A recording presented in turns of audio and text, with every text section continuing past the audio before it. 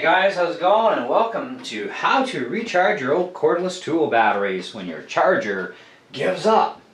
Anyways, so what we've got here is a 14.4 volt NiCad battery. And as we know, NiCad batteries do hold a memory. Okay, so unless you're draining them down to flatline every time you use the tool, you are going to get the memory issue happen. And God knows what happened to this battery. Not my doing. I got this with some other stuff the other day, which I'll be doing a separate video on. Anyways, so I didn't get the charger for this, but the thing is these chargers that come with the cordless tools, they suck. You know, they take a long time to charge, for one. Number two, they do tend to break down before the battery croaks on you, right? And you also have to deal with the memory effect in the battery. So there is no way around it with the chargers that come with these tools to get rid of the memory effect, right? Unless, like I said, you completely drain that tool for everything it's got every time, and even that sometimes doesn't help, depending on the tool. So if you have a hobby grade charger, or even if you don't, go buy one of these things. Even if you're not into the RC world, go buy a hobby grade charger.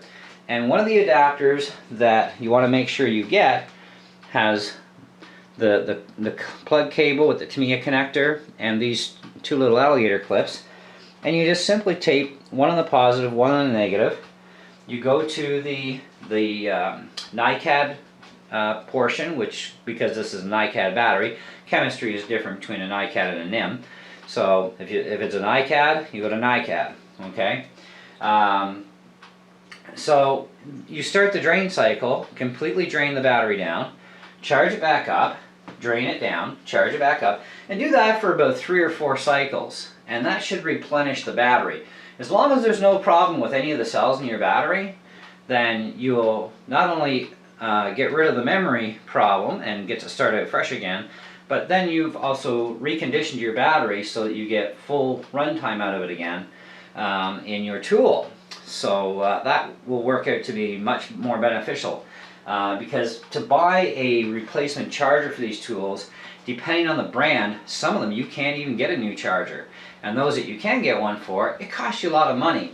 And those chargers, even if they have a conditioner system in them, which you more than likely will never find on a NiCad system, in fact I've yet to, so I'd say no, not going to happen. You need to get rid of that memory effect in the battery. Otherwise, what happens is people end up buying new batteries. They're going, oh, this battery's junk, it only lasted me like a couple of months, and you know, and it's like, hey, hold on, wait a second here.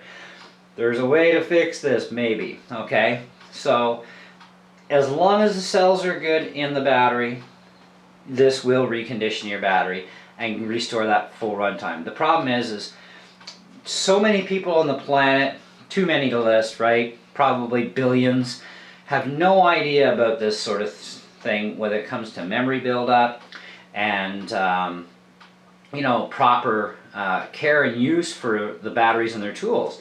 So what happens is, you know, most people, they're not even using the tool completely, so they're not completely draining the battery, and then they throw it back on the charger, you know, that sort of stuff, or they run it, you know, too low, and then it comes out dead. So sometimes even in a dead situation, because this thing was deader than a doornail, you know, because it just sat for way too long, you know, this hobby grade charger will allow you to find out if the battery is still any good by doing discharge cycles, recharge cycles, you know, and you want to recharge that battery at a very low amp rating, like about half an amp, so 0.5 amps is what you want to recharge these batteries at, you know, especially if they're not listed on the battery, you know, how many milliamps the battery is.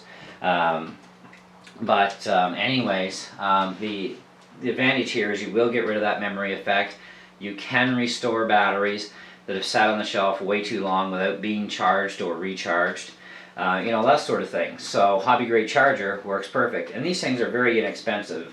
I mean, the team grade hobbies ones, okay, that's a little expensive, but you can get something like an IMAX B6 charger, which I have here. And these things you can pick up in China and bang good for about 35 bucks, 40 bucks. you know, ready to rock and roll. And they come with cables, and what you need is what you see here in the video is the adapter cable with the alligator clips on the end, and voila, you can recharge that battery, restore it, and like I said, as long as you got no bad cells, you're good to go. So anyways guys, that's today's video on how to deal with these cordless tool batteries when your charger dies, you know. And also, even if you don't have a dead charger, you cannot recondition a NiCad battery on its charger that comes with those tools, okay? At least I have never seen a charger that can pull that off. Lithium ion technology, yeah, they have that sort of thing where they can do that now. But not with these old NiCads. So this is going to help you save money for new batteries. I mean, hey, even these NiCad batteries, they're like 50 bucks. Like, hello? Do you have 50 bucks that you want to waste on a new battery and throw the other one out that is more than likely still good? I'd rather spend 35 bucks, get a hobby grade charger. Even if you're not into the RC world, get one of these chargers. It'll help you with your NiCad batteries, because unfortunately they still make a lot of cordless tools with NiCad batteries. So this will help keep the longevity going on them. Catch you later guys. Let me know what you think.